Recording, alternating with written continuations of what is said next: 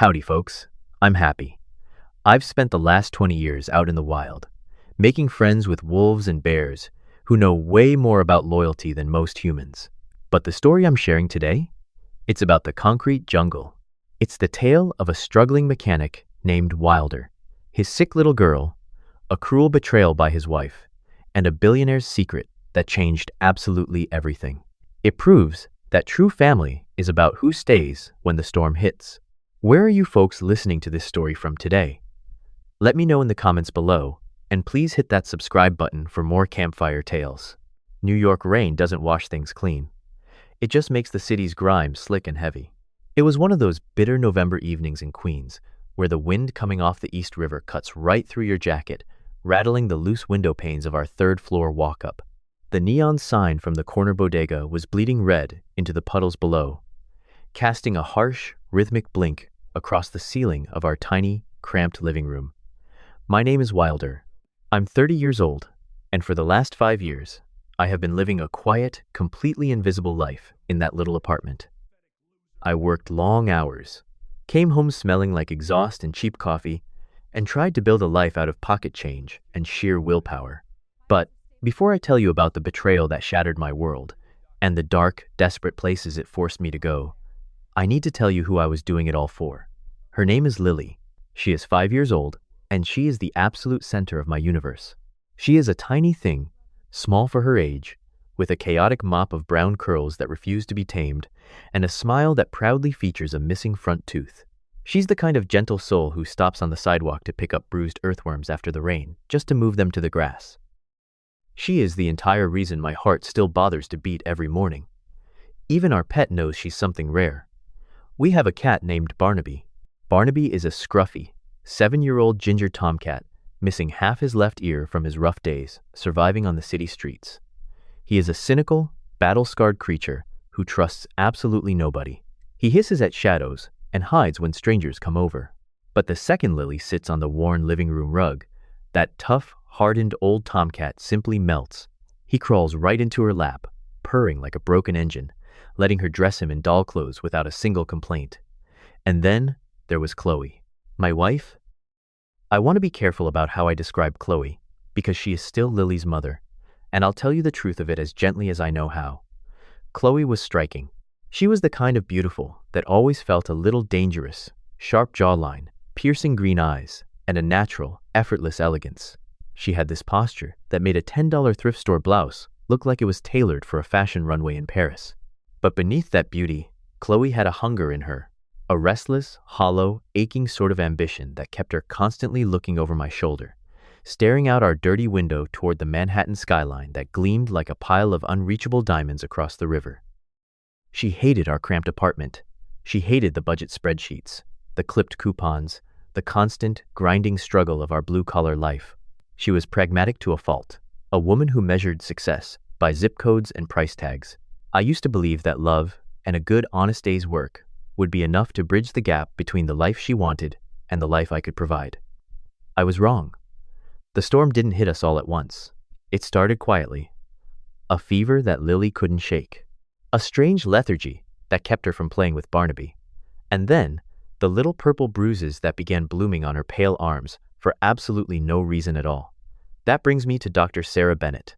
I will never forget the way she looked when she walked into that sterile, freezing consultation room at Queens General Hospital. Sarah is a tall, remarkably thin woman in her late 30s, with her posture slightly stooped, as if she's physically carrying the weight of 100 tragedies.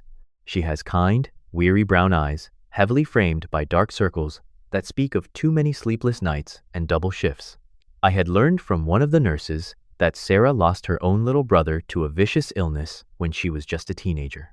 That terrible loss forged her into a warrior. It was the exact reason she fought so ferociously for the kids in her ward. But on that Tuesday afternoon, when she sat across from us, Sarah's fire was gone. She looked completely hollowed out. She looked me in the eye, took a deep, trembling breath, and delivered the word that stops a parent's heart dead in its tracks. Leukemia. A rare, terribly aggressive strain of it. She told us Lily needed immediate, aggressive, and incredibly expensive treatments. But as she spoke, I could see Dr. Bennett was breaking apart for another reason too. Her voice shook, Not just for my little girl, but from a deeper, systemic despair.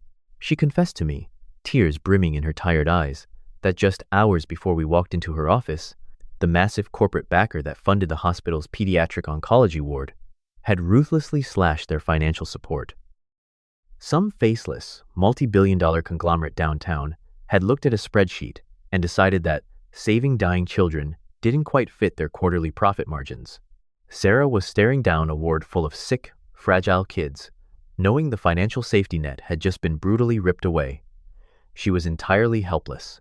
And when she finally handed me the estimated cost of Lily's initial treatment, the number printed on that stark white paper was so massive, so completely impossible, that it made the room physically spin. We took Lily home that evening. The silence in the apartment was deafening. I was reeling, but in my mind, the gears were already turning. I was ready to tear the earth apart. I was ready to work 20 hours a day, sell my blood, sleep in the streets, whatever it took to save my daughter. But Chloe just shut down.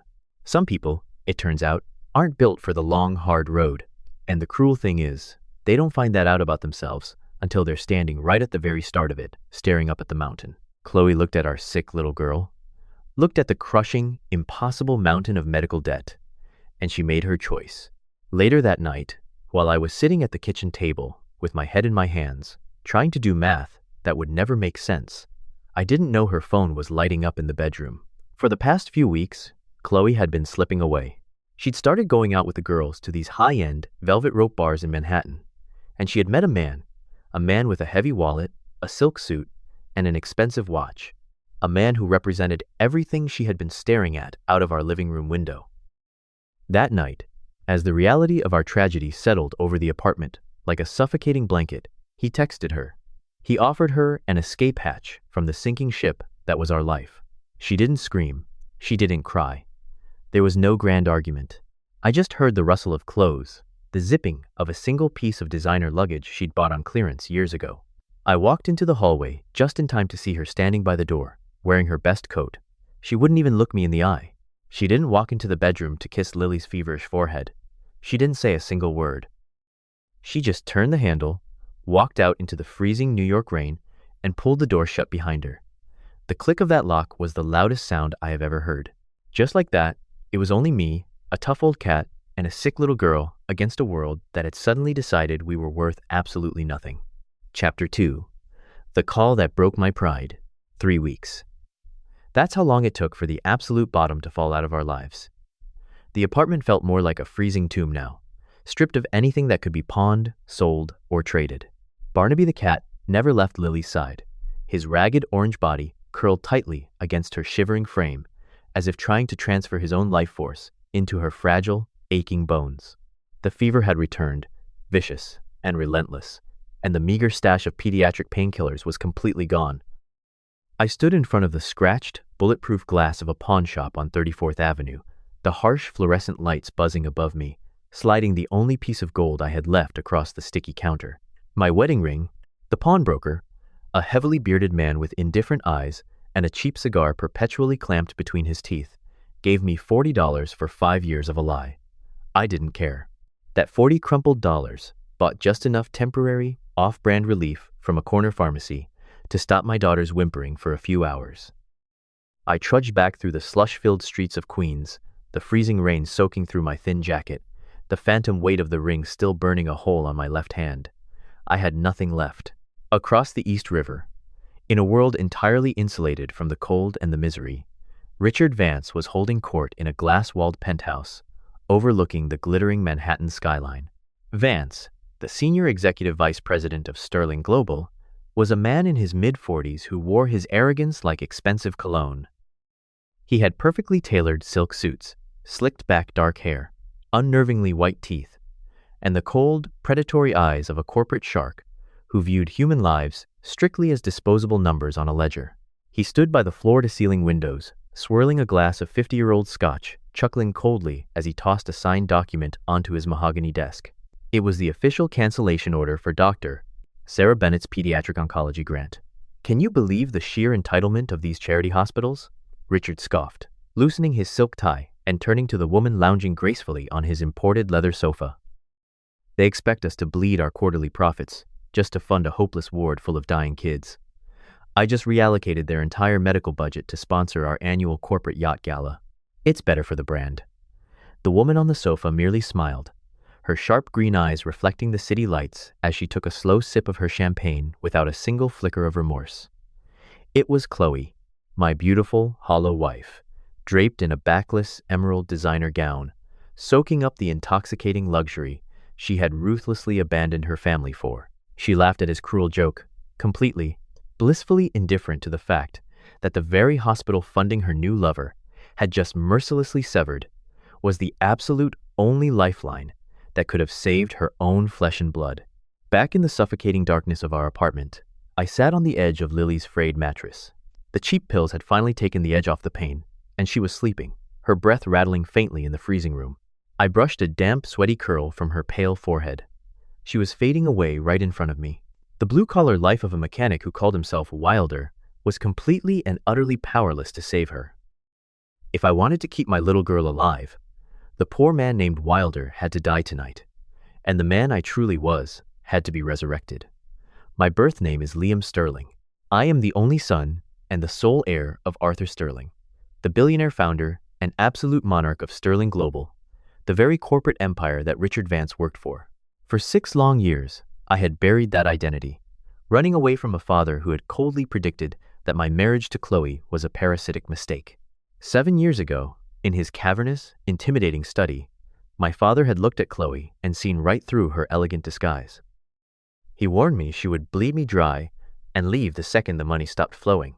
In my youthful, blinded rebellion and wounded pride, I had screamed at him, thrown my multi-billion-dollar inheritance onto his desk, and walked out into the working-class obscurity of Queens to prove him wrong. He was right. God, he was so devastatingly right. I reached under the loose floorboards beneath my bed and pulled out an old, heavy emergency phone, the direct line I had sworn on my life I would never, ever use. My hands shook so violently from the cold and the shame that I could barely press the single programmed button. It rang once, twice. Then, a voice answered. It was deep, gravelly, and commanding, a voice that had terrified global boardrooms and shaped international markets for decades. Arthur Sterling was 71 years old now, an imposing, towering figure of a man with sharp silver hair and a gaze that could cut through steel. But right now, on the other end of the line, he just sounded infinitely tired. Yes? He answered, his tone flat and businesslike. I swallowed the thick, humiliating knot of pride lodged in my throat. Dad, I whispered, the word feeling strange and heavy on my tongue. It's Liam. There was a staggering, breathless silence on the line. I heard the sharp clatter of a heavy fountain pen dropping onto a desk. Liam? His voice broke instantly, the terrifying corporate titan vanishing in a millisecond, leaving only a desperate, grieving father. My boy, is it really you? I didn't hold back. I let the dam break. I told him I was wrong. I told him about Chloe's betrayal. And then, with my voice cracking into sobs, I told him about Lily, about his 5-year-old granddaughter who was dying of leukemia in a freezing apartment, and how I had absolutely nothing left to save her. I heard a sharp, ragged intake of breath from the most powerful man in New York. Stay exactly where you are, Arthur commanded, and beneath the heavy tears in his voice, there was the sudden, terrifying roar of an awakening dragon. I am sending Marcus right now. He will be there in 10 minutes. Hold on to my granddaughter, Liam. Your father is coming. Marcus was my father's personal secretary, a stoic, impeccably dressed former military officer who moved with lethal, unquestioning efficiency. Within exactly 8 minutes, the blinding headlights of a jet black, armored luxury supercar pierced through the rain, pulling up to the puddle-stained curb below my window. My pride was completely dead, but as I wrapped my dying daughter tightly in her blanket to carry her downstairs, I knew Lily was going to live. Chapter 3. Confrontation at Sterling Tower. 10 minutes is an eternity when you are watching your child slip away. I had wrapped Lily in the thickest blankets we owned, holding her fragile, burning body against my chest as I waited by the window for Marcus to arrive. But fate, it seemed, was not done torturing us. My phone buzzed. It was Marcus.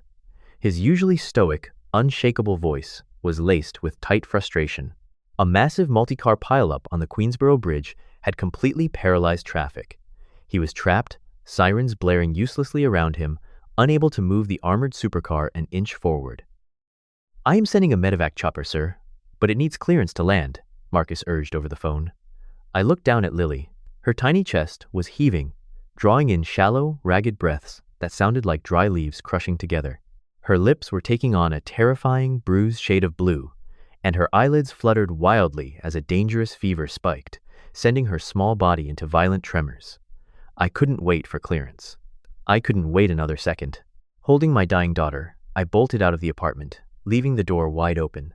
I sprinted down the 3 flights of stairs, nearly slipping on the damp linoleum, and burst out into the freezing November downpour.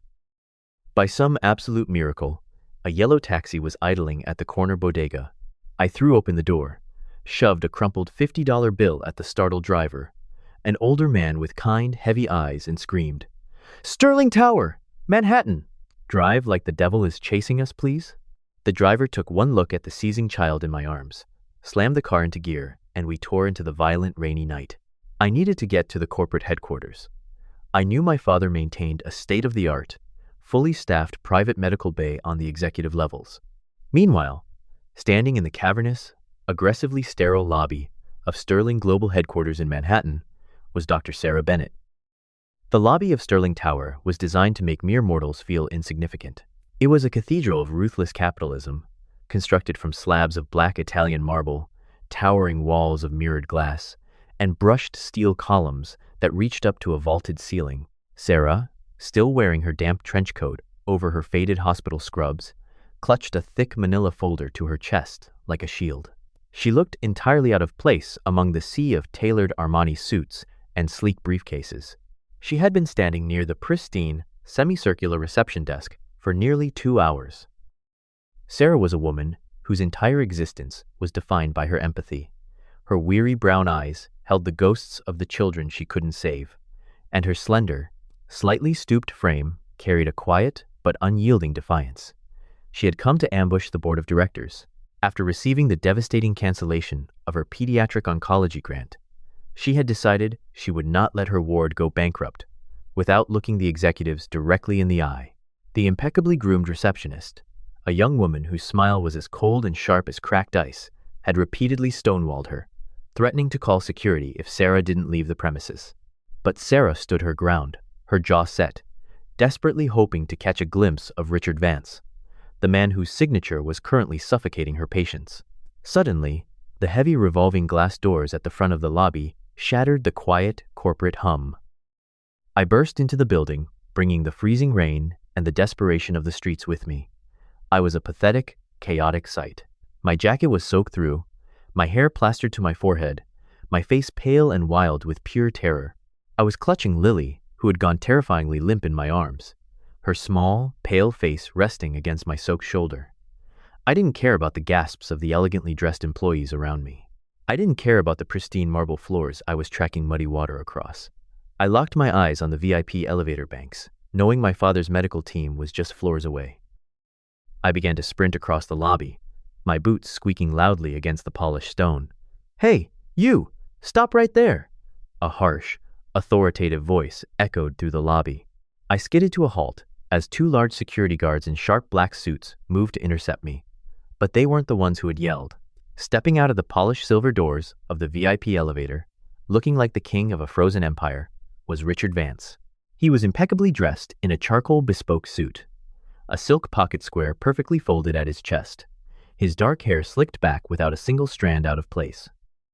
And clinging to his arm, looking absolutely radiant in a sleek black designer trench coat and diamond earrings, was my wife, Chloe.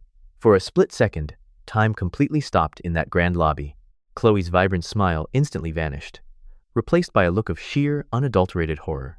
Her face drained of all color as she stared at me, her husband, standing in the epicenter of the billionaire's playground she had traded her soul to enter, looking like a drowned rat while clutching the daughter she had abandoned just weeks ago. She instinctively took a step back, her manicured hand flying to her mouth. Richard, feeling Chloe tense beside him, narrowed his cold, predatory eyes at me. He didn't know who I really was. He only knew me from the disparaging, pathetic stories Chloe had spun about her deadbeat, mechanic ex-husband. A cruel, arrogant smirk slowly spread across his handsome face. He stepped forward, waving the security guards to stand down for a moment, clearly relishing the opportunity to assert his dominance. Well, well, well. Richard's voice dripped with aristocratic disgust, loud enough for half the lobby to hear.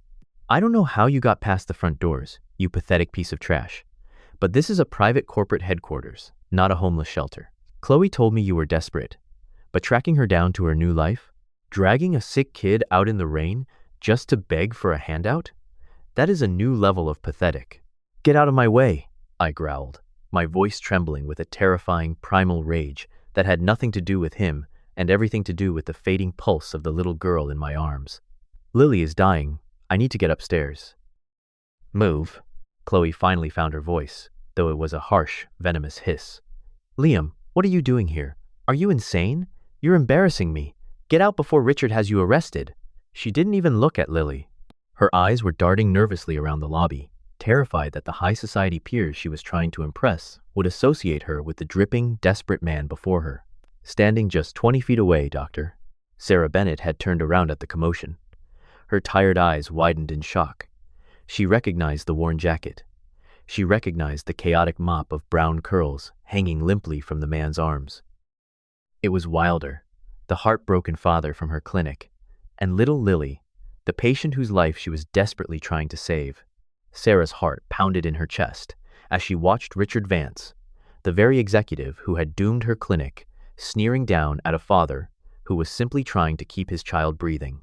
Sarah clutched her manila folder tighter, a fierce, protective anger igniting in her chest as Richard snapped his fingers at the security guards.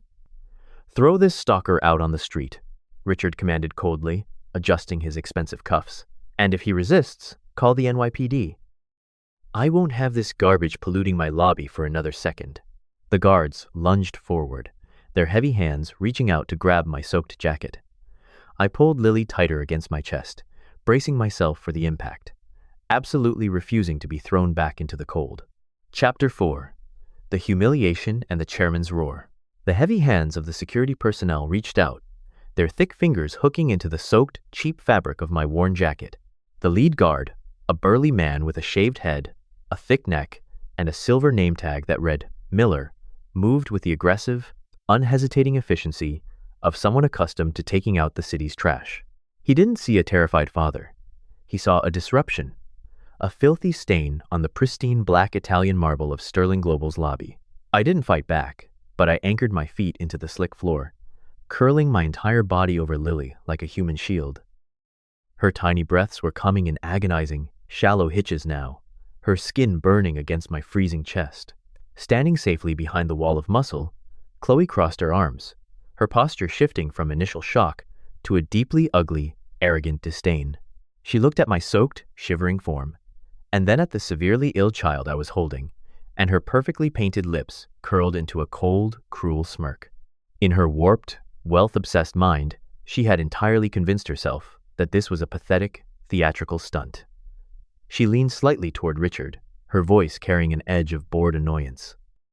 He's just here to beg, Richard, Chloe scoffed, rolling her eyes as if I were a stray dog that had wandered into a Michelin-starred restaurant. He's always been useless with money. He probably found out who I'm with and dragged Lily out in the freezing rain to guilt-trip me into writing a check. It's disgusting. Don't give him a single dime. Richard Vance puffed out his chest, completely emboldened by Chloe's cruel validation. He adjusted the cuffs of his bespoke charcoal suit, savoring the absolute power imbalance. He loved an audience, and the lobby was now filled with elite corporate employees pausing to watch the spectacle. Is that what this is? Richard sneered, his voice echoing loudly, dripping with aristocratic contempt. You tracked us down to play the ragged stalker? To use a sick child as a prop for a shakedown? I deal with corporate extortionists before breakfast, you pathetic loser. You are nothing but a bottom-feeding mechanic trying to leech off your betters. Get this trash out of my sight, he commanded the guards, waving his hand as if swatting away a fly. Throw them out into the gutter where they belong, and if he tries to crawl back in, break his legs. Guard Miller grunted in compliance, tightening his massive grip on my collar, preparing to violently yank me backward toward the revolving glass doors and the freezing November storm raging outside. Stop! Are you completely out of your minds? A sudden, sharp voice shattered the cruel tableau. Before the guards could drag me an inch, a slender figure in a damp trench coat and faded medical scrubs hurled herself directly into the fray. It was Dr. Sarah Bennett. She had sprinted across the lobby, her worn sneakers squeaking sharply against the marble, entirely abandoning the thick manila folder she had been clutching. Hundreds of medical documents and financial appeals scattered like dead leaves across the polished floor, but she didn't even glance at them. Sarah physically threw herself between the massive security guards and my trembling body, spreading her arms wide. Despite her exhausted, stooped frame, she radiated the fierce, blinding intensity of a mother bear protecting her cub. She turned her blazing brown eyes on the guards, then directed her absolute fury at Richard Vance. "Take your hands off him!" Sarah screamed, her voice vibrating with righteous, uncontainable anger. "I am a medical doctor, and this child is my patient. She is in acute medical distress, battling late-stage leukemia, and is currently experiencing a severe febrile seizure. If you throw them out into that freezing rain, you will be committing manslaughter, and I swear to God, I will see every single one of you rot in federal prison." Richard recoiled for a fraction of a second, genuinely startled by the sudden, explosive intervention of this haggard-looking woman. But his shock quickly curdled into a dark, venomous fury. He hated being challenged, especially in his own domain, and especially by someone who looked like she belonged in a charity ward. "And who the hell are you?" Richard spat, taking a threatening step forward. "Some bleeding heart clinic doctor? This is a private, billion-dollar corporate headquarters, not a public emergency room. You don't give orders here, I do. Guards, throw this hysterical woman out with the rest of the garbage. I want this lobby cleared right now." Guard Miller, emboldened by the executive order, aggressively grabbed my collar once more, twisting the fabric so tightly it choked me, violently yanking me backward, while his partner reached out to forcefully grab Dr. Bennett by the arm. Ding. The soft, melodic chime of an elevator arriving would normally be lost in the vast acoustics of the lobby, but this was not a normal elevator. It was the private, ultra-secure express lift reserved exclusively for the chairman of the board. The heavy, gold-inlaid doors slid open silently, and the temperature in the lobby seemed to plummet instantly. Stepping out of the plush, mahogany-lined interior was Arthur Sterling. The billionaire titan was 71 years old, dressed in an immaculate, midnight blue three-piece suit, leaning slightly on a silver-handled walking cane, not out of physical frailty, but as an instrument of sheer, undeniable presence. His silver hair caught the ambient light, and his sharp, hawkish eyes, honed by decades of ruthless corporate warfare, swept across the chaotic scene. He saw the scattered medical papers. He saw the brave doctor fighting off his security. And then, his piercing gaze locked onto the soaked, trembling man being choked by a guard, holding a dying, blue-lipped little girl. Arthur Sterling did not just speak. He unleashed a sound that seemed to shake the very foundations of the steel and glass skyscraper. "What dares lay a finger on my biological son and my only granddaughter?" The roar tore through the lobby with the force of a detonating bomb. The effect was instantaneous and absolute. Guard Miller froze, his eyes widening in pure, unadulterated terror, and he dropped my collar as if the wet fabric had suddenly turned into white-hot iron. The second guard snatched his hands away from Dr. Bennett, stumbling backward. The entire lobby fell into a suffocating, graveyard silence. Nobody moved, nobody breathed. All eyes darted wildly from the terrifying, towering figure of the chairman to the soaked, impoverished mechanic kneeling on the floor. Standing just a few feet away, Chloe let out a small, strangled gasp, her manicured hands shaking violently as the reality of the situation crashed down upon her. But it was Richard Vance whose reaction was the most profound. The arrogant, untouchable senior executive vice president stared at the chairman and then slowly looked down at the man he had just ordered to be thrown into the gutter. The arrogant smirk completely evaporated from Richard's face, leaving behind a hollow, terrifying realization. In a matter of seconds, every single drop of blood drained from his handsome face, leaving him looking like a freshly embalmed corpse, as he realized he had just brutally humiliated the sole heir to the Sterling Empire. Chapter 5. The Price of Vanity. Arthur Sterling's words hung in the air, a terrifying thunderclap that completely paralyzed the grand lobby. But before the shock could fully settle into the bones of the onlookers, the immediate crisis of my dying daughter demanded action. Almost as if summoned by the chairman's booming voice, a set of adjacent service doors burst open, and a highly specialized medical extraction team poured into the lobby. They wore sleek, dark navy scrubs, bearing the gold crest of Sterling Medical, moving with the synchronized, lethal efficiency of a military rescue unit. They were led by Dr. Evelyn Evans, the chief medical officer of my father's private healthcare wing. Dr. Evans was a formidable woman in her late 50s, her silver hair pulled into a severe bun, her sharp eyes framed by thin, wire-rimmed glasses. She exuded an aura of absolute, uncompromising competence, having spent decades managing the health of the world's most powerful executives. Ignoring the theatrical drama completely, she signaled her team to deploy a state-of-the-art mobile intensive care stretcher. Dr. Sarah Bennett, realizing that top-tier help had miraculously arrived, immediately shifted back into her fierce professional element. She practically tackled the incoming medics, rapidly barking out Lily's vital signs, the timeline of the febrile seizure, and her complex oncology history. We need her intubated and on high-flow oxygen now. We have a medevac chopper idling on the roof helipad to bypass the internal lift systems straight to the critical care unit, Dr. Evans commanded, her voice cutting through the lobby's silence like a scalpel. I gently, reluctantly, lowered my precious, trembling daughter onto the pristine white stretcher. For the first time in an agonizing month, my arms were empty, but as I watched the medical personnel stabilize her, a profound, anchoring weight lifted off my crushed chest. Dr. Sarah Bennett didn't hesitate. She walked protectively right beside the stretcher, her hand resting gently on Lily's small shoulder as the team whisked them toward the express VIP elevators. My little girl was finally in the safest hands on earth. Now, it was time to address the garbage left shivering on the marble floor. I slowly stood up to my full height. My clothes were still soaked, clinging heavily to my frame, but my posture had completely, irreversibly transformed. The broken, desperate mechanic who lived in a freezing Queens apartment was dead. I squared my shoulders, looking directly at the two people who had gleefully poured acid into my family's open wounds. The catastrophic reality of the situation had finally sunk its venomous teeth into Chloe. Her beautiful, flawlessly contoured face twisted into a grotesque mask of pure, unadulterated horror. Her wide, frantic green eyes darted rapidly between the towering, billionaire chairman of the board and me, the husband she had thrown away, like a defective, worthless toy. The staggering magnitude of her colossal miscalculation hit her with the physical force of a freight train. She had abandoned the sole, multi-billion-dollar heir to a global corporate empire just to become the temporary mistress of his replaceable employee. Beside her, Richard Vance's legs simply gave out.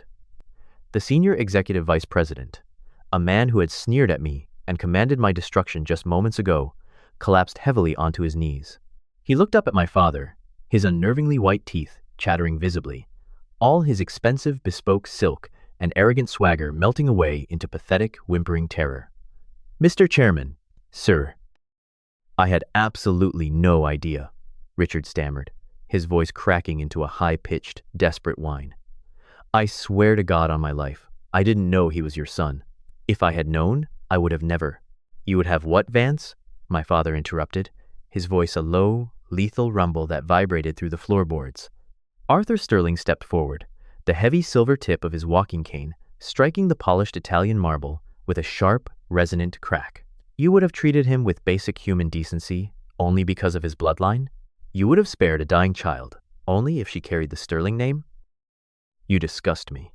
My father looked down at Richard as if he were observing a vile, infectious disease that needed to be eradicated. You are terminated, effective immediately. Do not bother packing your office. My security team will incinerate your belongings. But do not, for a single second, think your punishment ends with mere unemployment. I am initiating an immediate, full-scale corporate blackout on you. By tomorrow morning, your name will be absolute poison across every industry. You will never hold a position in any boardroom, in any company, in the entirety of the United States of America. You are finished. Hearing the absolute, irreversible ruin of Richard's career, Chloe snapped out of her paralyzed shock. In a final, desperate act of survival, she scrambled forward on her hands and knees, not to comfort her destroyed lover, but to violently claw at my wet jacket. Tears thick, frantic tears of overwhelming regret, greed, and panic streamed down her face, ruining her expensive makeup and staining her emerald gown.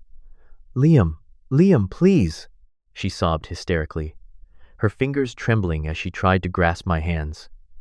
I was confused. I was terrified of the medical bills. I wasn't thinking straight. "Please, baby, I'm so sorry. I still love you. Let me see Lily." "I want to see my baby. I'm her mother, Liam. We can be a family again," she was begging, throwing away every single ounce of her carefully cultivated pride, banking entirely on the ghost of the man who had loved her unconditionally for 5 years. But as I looked down at her tear-streaked face, I felt absolutely nothing. There was no anger. There was no sorrow. There was just a cold, infinite void where my love for her used to reside.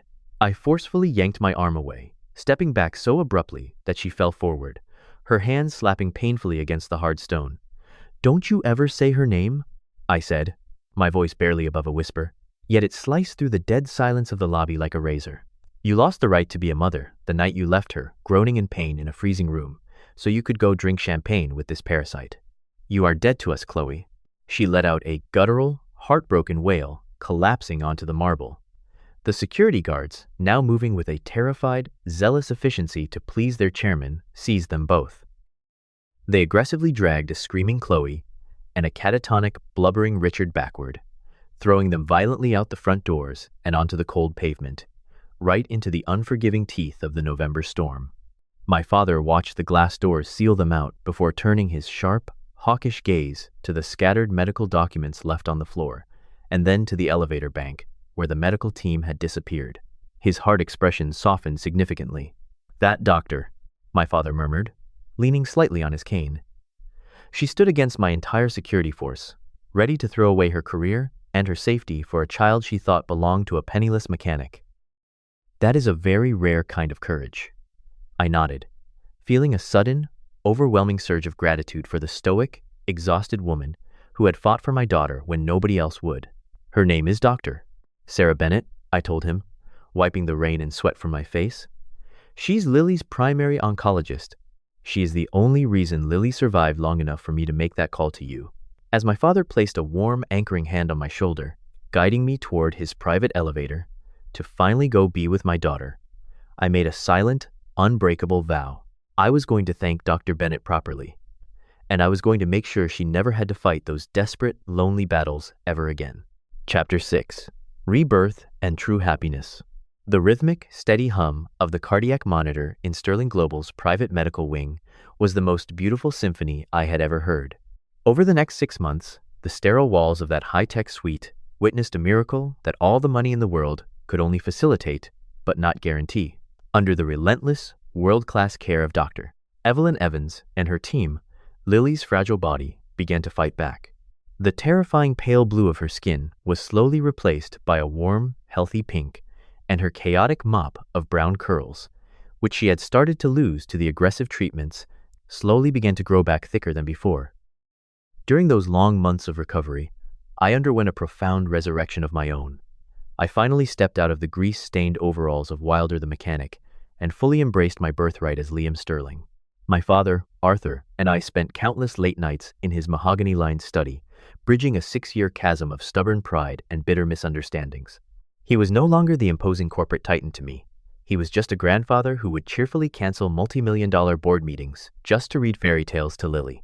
With his guidance, I officially assumed the role of Executive Vice President of Sterling Global. I wore the bespoke suits, but I kept the calluses on my hands, ensuring I would never lose touch with the grueling reality of the working-class life that had shaped me. While my family was experiencing a beautiful renaissance, the universe was busy delivering a brutal, poetic justice to those who had tried to destroy us. The morning after Richard Vance was thrown out of the Sterling Tower, my father ordered a forensic audit of Richard's entire executive division. He handed the task to Harrison Cole, our chief internal auditor. Harrison was a painfully meticulous, humorless man in his early 40s, with thinning hair, wire-rimmed glasses, and the relentless, predatory instincts of a bloodhound when it came to numbers. Within 3 days, Harrison uncovered a massive, sprawling web of corporate embezzlement, offshore tax evasion, and fraudulent expense accounts that Richard had been secretly orchestrating for years. Armed with Harrison's undeniable proof, the federal authorities raided Richard's luxury penthouse, Facing decades in a federal penitentiary and completely stripped of his wealth and status, Richard's arrogant, manicured facade shattered into violent, drunken rage. He blamed Chloe for bringing the curse of the Sterling family down upon his head. In a fit of blind, cowardly fury, he beat her severely, physically throwing her out of the penthouse without a coat, her phone, or a single dime to her name. Chloe ended up exactly where she had left me and Lily, in the freezing, unforgiving streets of the city. The last time anyone saw her, she was shivering outside a homeless shelter in Queens, staring across the East River at the glowing, unreachable spire of the Sterling Tower, her hollow green eyes consumed by a suffocating, inescapable agony of regret. She had traded a billion-dollar empire and the unconditional love of her family for a fleeting illusion, and the price she paid was absolute oblivion. I didn't waste a single second thinking about Chloe's demise, because my entire focus was on rebuilding a future. My very first official act as executive vice president was to summon Dr. Sarah Bennett to the Sterling Tower, not to the lobby, but to the chairman's executive suite. When she arrived, still carrying that defensive, weary posture, I handed her a sleek leather portfolio. Inside was a fully executed, irrevocable endowment contract. Sterling Global was not just reinstating the pediatric oncology grant Richard had canceled. We were multiplying it by 10. We fully funded her ward, purchased the most advanced diagnostic equipment in the country, and established a foundation in Lily's name that ensured no parent in New York would ever have to choose between their child's life and a hospital bill again. When Sarah read the numbers on the paper, the heavy, stooped burden of 100 tragedies visibly melted off her shoulders. She broke down into profound, breathless tears, and for the first time, I saw the true Dr. Sarah Bennett. Without the crushing weight of systemic despair, Sarah blossomed. Her dark under-eye circles faded, her kind brown eyes sparkled with a vibrant, infectious warmth, and she began to smile, a beautiful, radiant smile that completely illuminated every room she walked into. Because she remained Lily's primary oncologist, Sarah and I spent a great deal of time together. What started as deep mutual respect and gratitude, slowly, organically, evolved into something incredibly beautiful. We shared late-night coffees in the hospital cafeteria, then quiet dinners in the city, and eventually, long, peaceful walks through Central Park with Lily. Sarah possessed a fierce, protective compassion that healed the broken, cynical parts of my soul. She didn't look at me as a billionaire heir, just as she had never looked at me as a penniless mechanic. She simply saw a father who loved his daughter, and she loved me for it. Exactly 1 year after the darkest night of my life, the sun was shining brilliantly through the floor-to-ceiling windows of our new, sprawling family estate in upstate New York. The manicured lawns were green and vibrant, but the absolute center of the universe was in the massive dining room. It was Lily's 6th birthday. My little girl was practically vibrating with joy, wearing a bright yellow dress, her cheeks flushed with healthy, vibrant life. Sitting right next to her, looking absolutely ridiculous but entirely content, was Barnaby the cat. The scruffy, one-eared ginger tomcat had miraculously survived the transition to high society, and he was currently tolerating a tiny, sparkly party hat strapped to his head simply because Lily had put it there. My father, Arthur, stood in the corner, holding a video camera, his sharp eyes crinkling with pure, unadulterated grandfatherly joy. I stood behind Lily's chair, holding a massive chocolate cake, blazing with 6 bright candles. But I wasn't holding it alone. Sarah stood right beside me, her arm wrapped warmly around my waist. She looked effortlessly beautiful in a simple sundress, her head resting gently against my shoulder. We leaned down together, counting to 3, and helped Lily blow out the candles as the room erupted into cheers. Watching the smoke twist up toward the ceiling, I pulled Sarah closer and kissed the top of my daughter's head.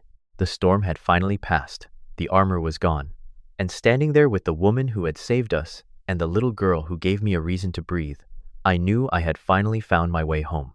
The beautiful lesson from this story is that true wealth is never measured by the money in your bank account or the titles you hold.